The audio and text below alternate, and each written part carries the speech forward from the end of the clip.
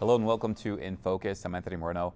KRWG News is interviewing candidates who have announced that they are seeking the 2nd Congressional District seat in New Mexico. Joining us in studio is Mad Hildebrandt. She is seeking the 2nd Congressional District seat as a Democrat. Mad, thank you so much for being with us. Well, thank you for having me. Now, I'd like to hear why you are seeking this seat, and if you could also share a little bit about yourself with our audience, please. Yes, I am a veteran. I spent a couple of years in the Coast Guard, and when I got out, I used my GI Bill and a lot of student loans, and I went to school, and I got a bachelor's degree in history, and I really liked it. I continued going. I got a master's and then a PhD, all in U.S. history, and now I teach college classes online and at a college in New Jersey.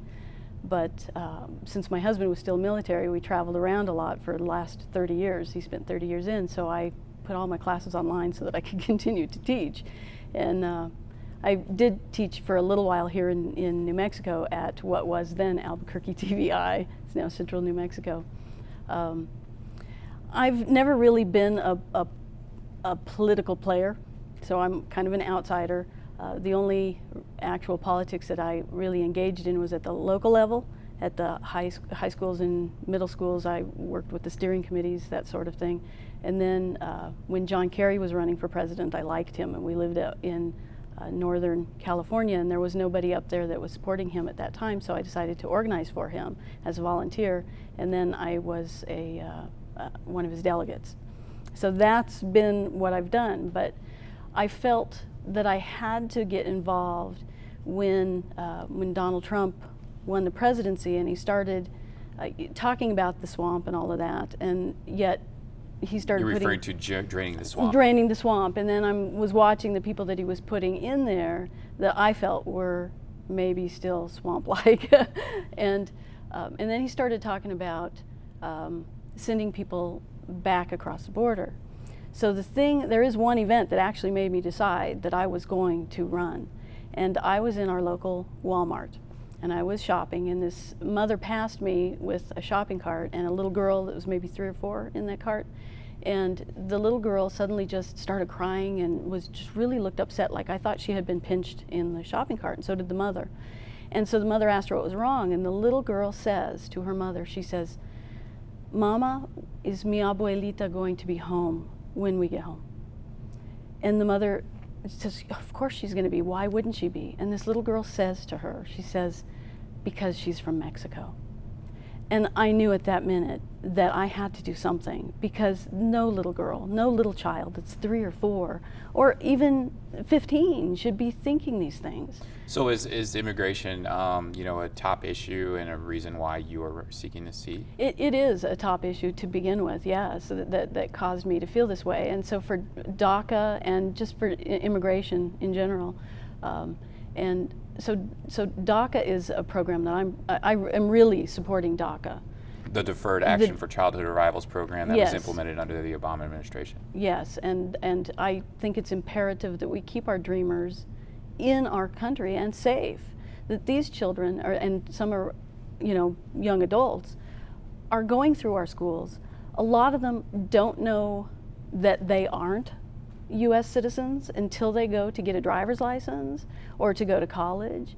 And some of my best students are dreamers.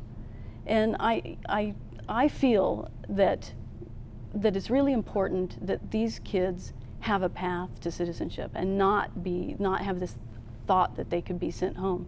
I cannot imagine sending a girl alone who's 18 or 19 and send her to the country of her birth without parents, without anybody, just because she got picked up somewhere. I can't see that happen.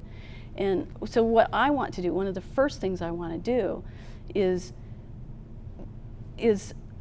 put together a program, and I'm really watching what's happening now to see if we're going to keep our dreamers here. Let's talk about what's happening now with this.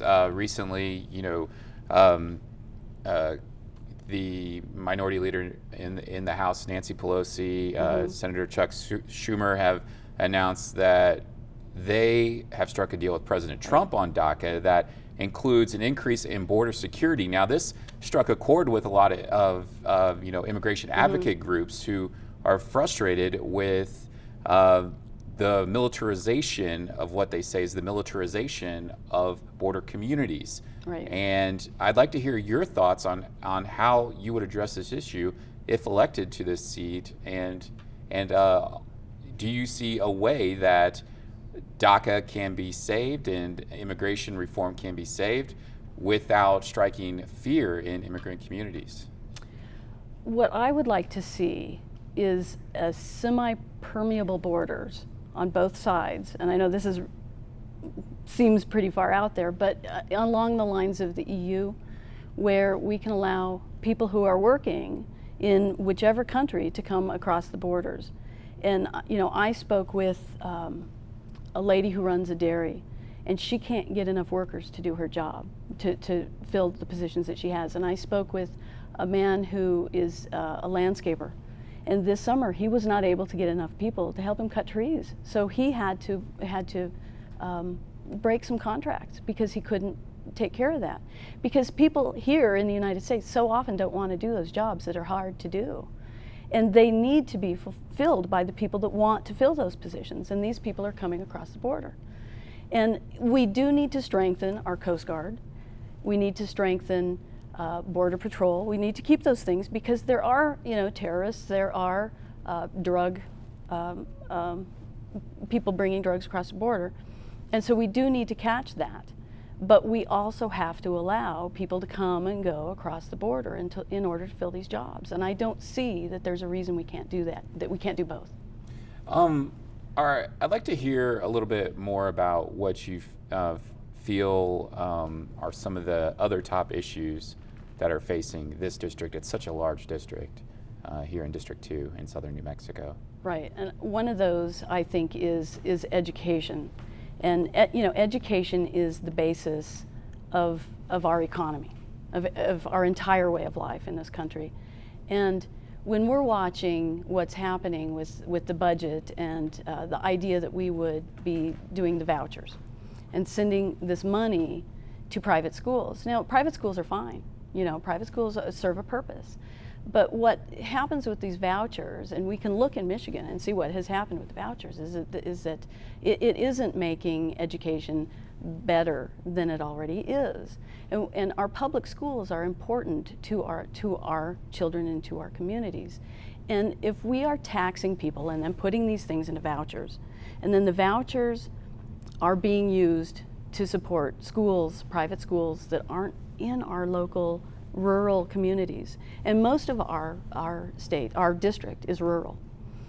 So these people are still going to be paying, their taxes. And now this is going into a voucher, and the vouchers are going to these private schools. But the children who are still in those towns aren't going to have a private school. What private school is going to be building a school in a small community where you have 40 kids? But so what's going to happen to those children? The money is being pulled out of their schools. So those schools are going to be in danger, and those schools are going to close. And then those children, and this is the worst case scenario thing I've heard, is that these children are going to be taking their classes online because the school is going to be 100 miles away. One of the things that I noticed on your website was that you say you are a different type of Democrat. What do you mean by that? I am a veteran. I was Shore Patrol, which is an MP, and so I am a Second Amendment person. I have guns, and people in our district do have guns. And so I am not somebody that's going to say, we have to get rid of all guns. There is going to be good legislation that somebody that has psychological issues, say, should not have access to guns. So that's where I'm seeing the line for me, because I don't intend to let anyone come and get my guns, so I'm not going to let anybody come and get anyone else's guns either, as long as I can do something about that. All right, Mad. Well, thank you very much for joining us on In Focus. I want to thank you for taking the time here and sharing a little bit about your candidacy. Well, thank you very much. And we want to thank you for joining us for In Focus. Remember, you can always keep up with us on social media. Like us on Facebook. Follow us on Twitter at KRWG. I'm Anthony Moreno. Thanks for joining us.